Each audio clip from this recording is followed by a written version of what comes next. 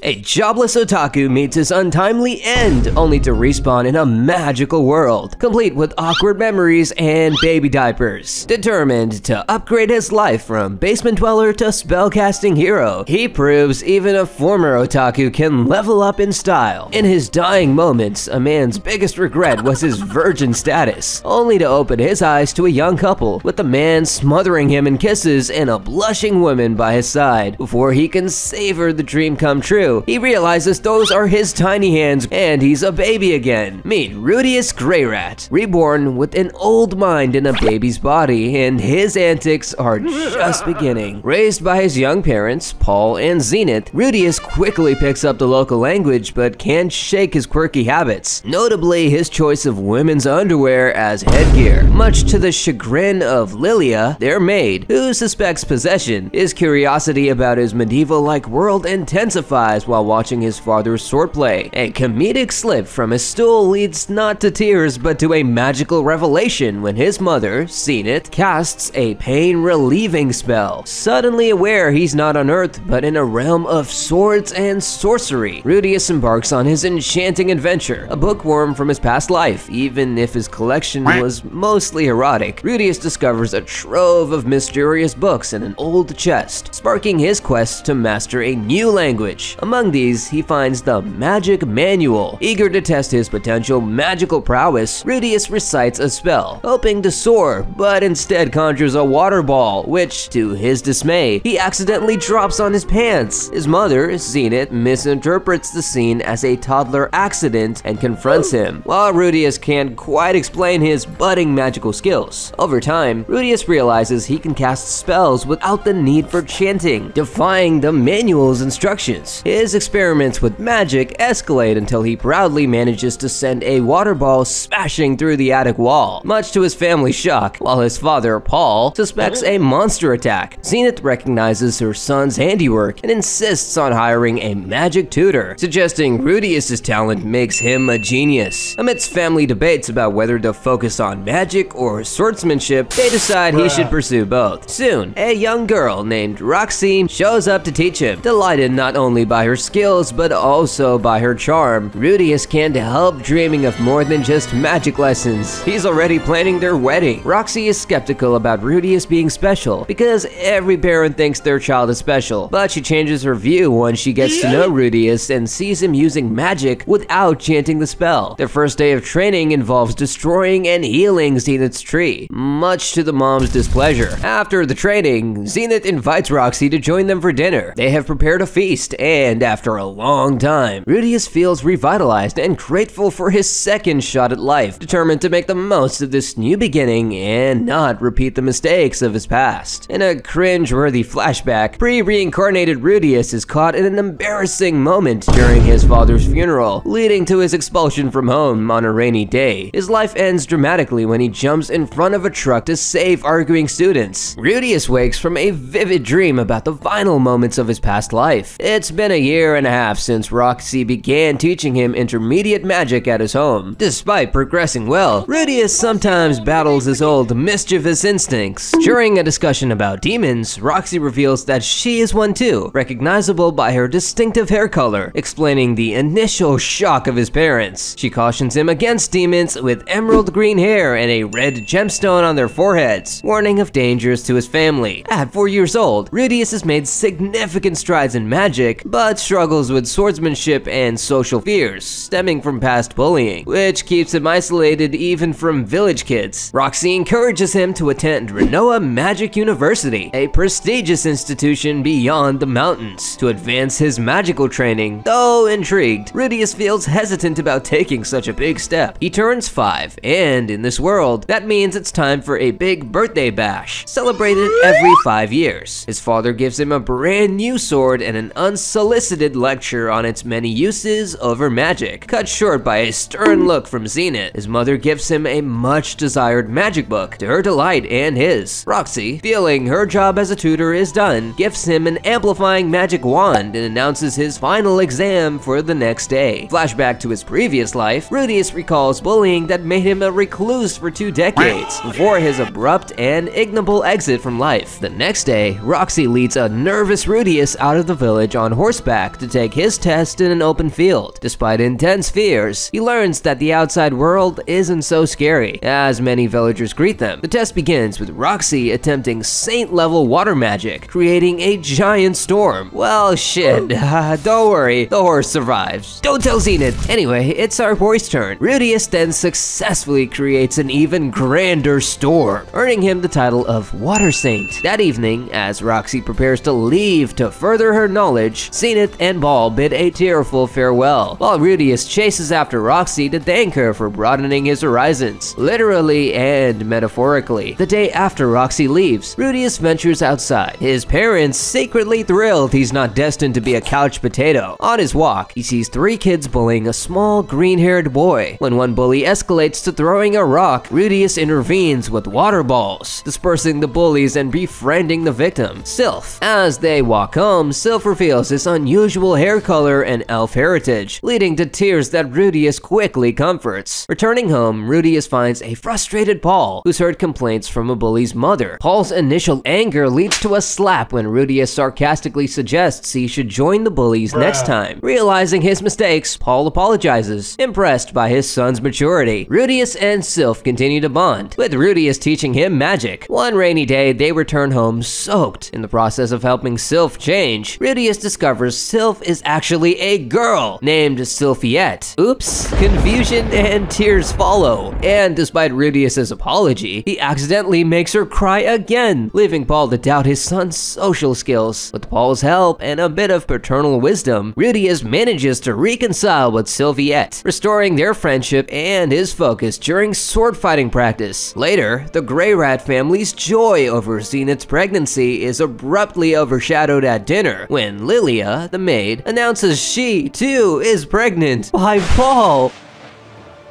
Oh boy, you fucked up. The dinner table turns into a battlefield of emotions. Despite the awkwardness, Lilia plans to leave after her delivery, but Zenith worries about her health. Meanwhile, Rudeus, not wanting to lose Lilia, steps in to mediate. Blaming Paul and claiming he witnessed misconduct, he persuades Zenith to let Lilia stay, saving the day but breaking the bro code, a line necessary to save Lilia. Despite being haunted by his peculiar obsession with undergarments, Lilia vows lifelong loyalty to him. Soon, the household grows with the addition of 2 baby girls, and Rudeus manages to mend fences with his father, as Rudeus contemplates advancing his magical and swordsmanship skills outside the village. Sylphiette's tears make him reconsider. That night, a letter from Roxy rekindles his ambition to join Renua Magic University. He plans to bring Sylphiette along, funded by his own future earnings, but Paul, citing financial constraints and his son's need for more training, initially disagrees. Eventually, Paul consents to Rudeus earning money for tuition. The next morning, Rudeus's plans take a sudden turn when Ghislaine, a muscular woman from Paul's past, arrives. After a brief and unexpected skirmish with Paul, Rudeus wakes up in a chariot besides Ghislaine, embarking on a new and unforeseen adventure as her apprentice to tutor a feisty 9-year-old named Eris in the town of Roa, his first real job to earn money for school. Paul, fearing Rudeus is too dependent on Sylphiette, orchestrates this adventure to force him into independence, a plan he communicates through a letter that Ghislaine, unable to read, asks Rudeus to vocalize. Ghislaine, initially fuming at Paul's insinuations about her intellect, calms down after Rudeus tactfully labels the comments as a joke. Upon arrival, Rudeus's introduction to Eris is anything but cordial. He greets her politely, only to receive a slap, retaliate, and then finds himself in a full-blown scuffle with her. Hiding under a table from an enraged Eris, Rudeus can't help but liken her to a delinquent manga character. Rudeus's plan to boost Eris's appreciation for education through a staged kidnapping backfires when their pretend kidnapper takes the role too seriously, leading to a real scuffle. They narrowly escape, turning the chaotic episode into a lesson on the practice practical uses of reading and math. Their bond deepens after a legitimate kidnapping scare, from which they're rescued by Ghislaine. Eris, showing rare gratitude, appoints Rudeus as her official tutor. The aftermath sees Ghislaine publicly praised by Philip for upholding her reputation as a sword king, while Rudeus's involvement is kept secret. During a strategic chess game with Philip, Rudeus navigates a cold reception from Eris's mother, Hilda, and a heated one from her grandfather, Soros. Ingeniously, Rudeus convinces Soros to let Eris independently request magic lessons, promoting her autonomy. When she timidly does so, Rudeus is both surprised and amused. As Rudeus balances teaching magic to both Ghislaine and Eris while improving his swordsmanship, he faces Eris's lack of interest in non-magical subjects. A chase to a barn over one of her antics ends unexpectedly when a sleepy Eris discovers Rudeus's hands mischievously misplaced, earning him a well-deserved punch. In a bid to motivate Eris, Ghislaine shares that she didn't know basic math and got lost in the desert. She had to survive by eating monster poop, which led her to suffer from diarrhea and nausea. This bizarre tale strangely inspires Eris to pay attention. During a stroll through Roa's market, a shopkeeper's pitch for an aphrodisiac potion lands Rudeus in a tight spot. When Eris grows cautious, he swiftly deflects her questions with a quick math problem. Later, Eris shows maturity by understanding the value of money, prompting Rudeus to help her negotiate an allowance with Philip. Their day wraps up with the awe-inspiring view of Perugius' Sky Castle, a place Rudeus dreams of visiting, spurred by childhood stories from his father. The routine settles into a rhythm, with Eris happily receiving a day off each week. However, when she gives Rudeus the same aphrodisiac potion he was eyeing earlier, chaos ensues. In a comedic chase, Rudeus accidentally admits what the potion is, and despite his efforts to escape, Ghislaine and Eris catch up. Eris tickles, demanding the truth, but Rudeus remains determined to keep his embarrassing secret. And that's it for today's anime madness. Magic blast that subscribe button and smash the like button to never miss out on our binge-worthy anime recaps. Don't forget to ring the bell to catch all our future antics. See ya!